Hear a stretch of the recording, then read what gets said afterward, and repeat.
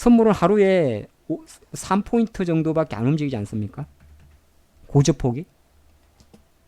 우리 지수 생각하는데 지수. 종합주가지수. 어떻게 보면 많이 안 움직이잖아요. 가끔 이제 한 4, 50포인트 움직이지.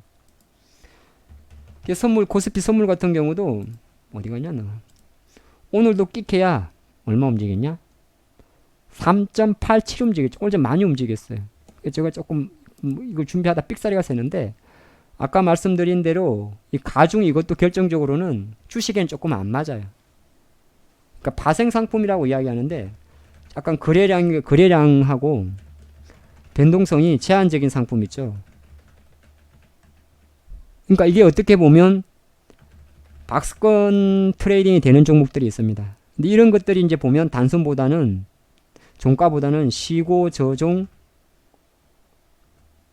가중 이동 평균선을 많이 씁니다. 여기는 시고 저종을 다 집어넣어도 돼요. 파생들은 박스권이 나오는 애인데 주식은 사실 이게 조금 약하잖아요.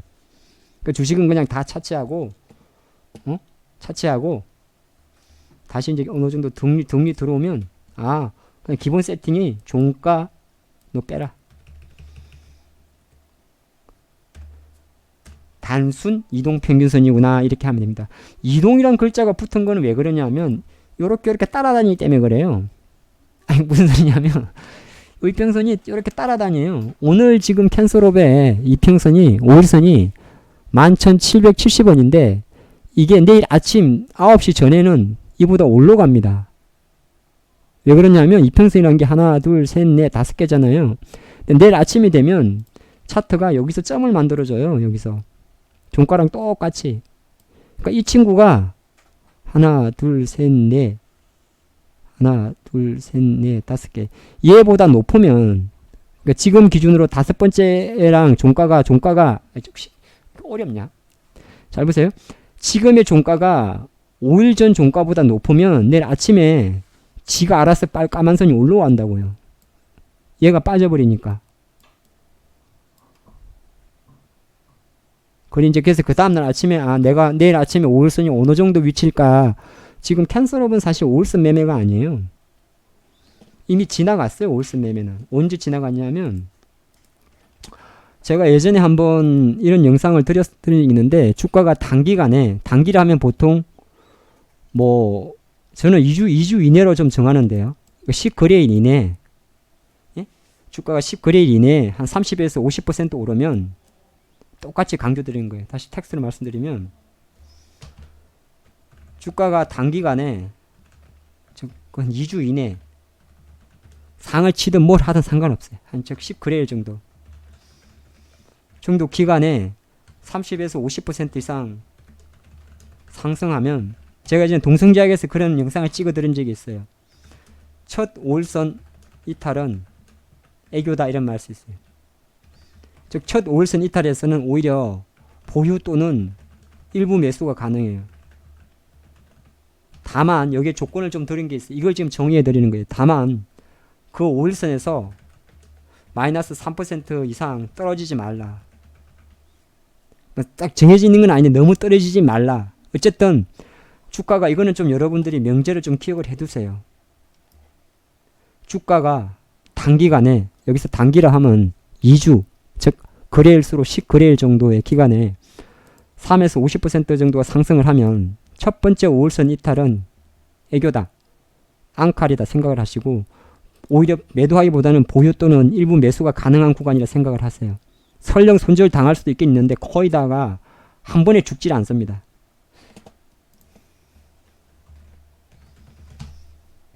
신라젠이 그런 그림이에요. 신라젠이 지난 금요일날 일시적으로 5일선 이탈하게 됩니다. 이탈했다가 물론 5일선 채권에서 매수를 합니다만은 전형적인 비석 다음날 망치예요. 제가 말씀드립니다. 망치 다음에 비석은 또 빠져요. 거꾸로 비석이 나오고 망치가 나옵니다. 그 다음엔 또 빠집니다. 이건 왜 그러냐면 이거는 주가가 올랐다가 내린 거잖아요. 그러니까 내린 힘이 있어서 망치 다음에 비석이 나오면 거의 다 약세를 대응해요. 근데 반대로요.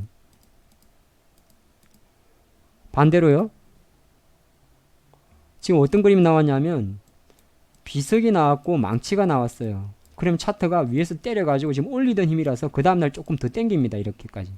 근데 이 대가리까지 치지 못하면 얘는 다시 밀려요. 즉 신라제는 결정적으로 지금 현재 주가에서 물론 비석 다음에 5월선을 첫 번째 5월선을 이탈하죠. 여기서 보면 75,000에서 한 30% 상승을 합니다. 그래서 비석이 나올 때 약간의 슈팅이 나오는데 비석은 슈팅이다 뭐라고요? 외우세요. 이렇게 생긴 걸 비석이라 그래요. 여러분 명절 때 성묘 안 하셨나요? 뭐 요새 안 하신 분도 많죠. 저는 제가 좋아해서 집안 모든 벌초는 제가 다 합니다. 그냥 재밌더라고요. 사람 천성이니까 뭘 하지 마세요. 제가 그 벌초하는 걸 좋아해요. 참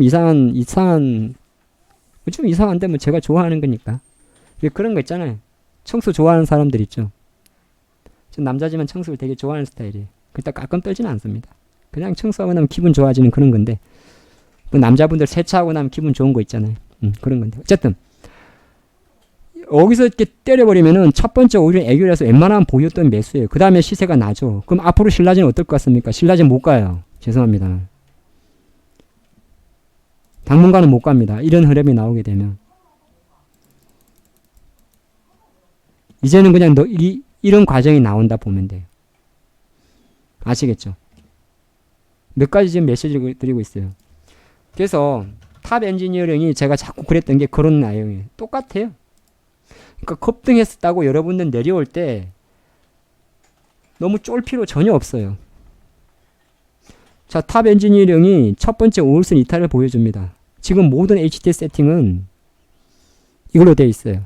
그 다음에 이거는 상승 장악형이 나와버렸어요. 제가 생각보다 많이 올랐는데 이때는 무조건 매수할 수 있는 포인트. 물론 이제 이 당시에 사실 3%를 벗어났어요. 5월선에서. 5월선이 9,700원인데 9,300원까지 떨어졌어요. 근데 이때 제가 예전에 말씀드린 거 기억나세요? 만원짜리 주가 매매하는 거? 그러니까 한 번만 더 생각해야 돼요. 여기서 바로 이제 지지선이 나오면 돼요.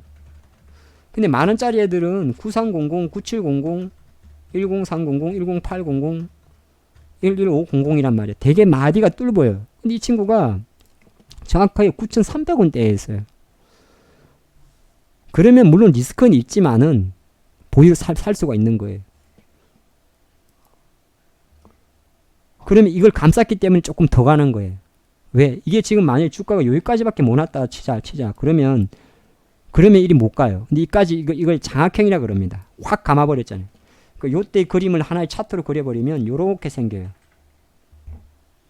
그럼 차트로 만들어버리면 양봉이 나와버려요. 양이니까 당연히 보유하면 조금 더 시세가 나요.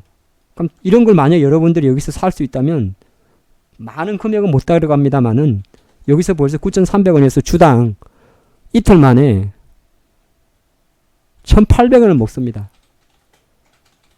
거의 17%짜리예요. 반대로 내가 귀신같이 잘 갖고 있다가 물론 결과적으로 잘 갖고 있다가 여기서 사가지고 오씨 5선 이탈 했네 손절한 사람은 평생 탑 엔지니어링은 매매를 안 하게 됩니다.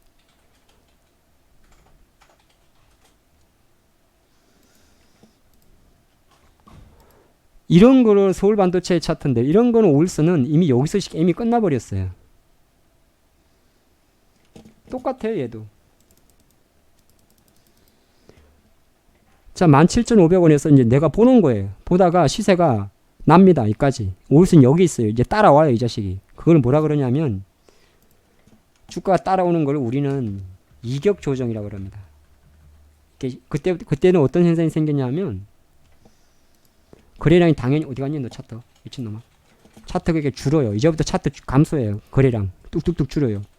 주가 안 갑니다. 아직 안 닿았어요. 이제 닿을 거예요. 다음날. 이게 왜 닿냐 하면 얘가 내려와서가 아니라 하나 둘 셋 넷 다섯 개잖아요. 가만히 있어도 이 자식이 빠져요.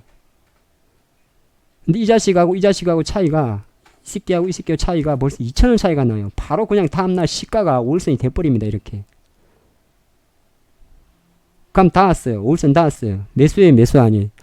첫 매매는 이 자리는 매수 자리예요. 19,600원. 일단 이 갭도 있으니까.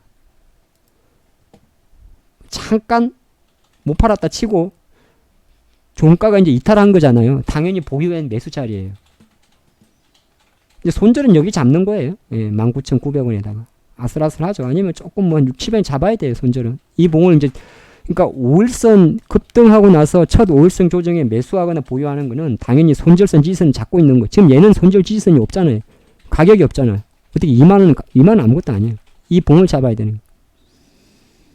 올쭉 19,600원 잡아야 되는 거. 이 봉이 한 30% 지점.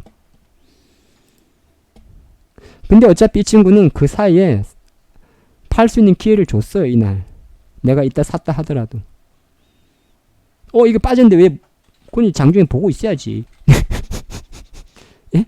보고 있어야지. 근데 오늘 다시 매수 시그널이 나왔어요. 어느 정도. 근데 이거는 지금 5일선 매면 요 흐름을 말씀드린 거예요. 무수히 많아요. 여러분들이 지금 제가 드렸던 이 메시지를, 물론 이때 영매매 하는 어찌보면 약간의 영매매인데, 요지는 뭔지 아시죠? 아까 말씀드린 이거는 한 번에 죽질 않아요. 이게 포인트예요. 이 정도로 2주 기간에 확 당겨버린 친구들은 한 번에 죽지 않습니다. 들어온 힘 때문에. 그게 포인트예요. 조금 제가 쭉 이야기하다 보니까 조금 늘어졌는데 한번 여러분들이 쭉 한번 복습을 해보세요. 복습을 해보시고, 이게 15분짜리로 제가 잘라두기 때문에 나중에 또 찾아보시기에 좀 괜찮을 겁니다. 보시고 조금 요 정도 맛배기로만 끝내는데 또 시간 내서 조금 더 기존에 알고 있던 거에 대해서 조금 더 이야기를 하도록 할게요. 하나를 알 때 조금씩 이렇게 너무 어려운 기술적 분석을 공부하실 필요는 없어요. 저는 그렇게 봐요. 모든 글을 말을 되짚어 봐야 됩니다. 5일선. 제가 툭툭툭 드린 이야기를 그걸 이제 내 걸로 만들기 위해서는 계속적으로 여러분들도 그 다음에 이게 정답은 아니에요. 주식의 정답은 없습니다. 어떤 사람은 아까 제가 말씀드린 그 외로도 많이 벌어요. 정답은 없는데 가장 기본적으로 우리가 하는 이야기이기 때문에 한번 오늘은 그런 거를 체크해보는 시간을 가졌다. 그렇게 보시면 좋을 것 같습니다. 오늘 제가 길게 안 할게요. 이 정도 마치도록 하겠습니다. 감사합니다.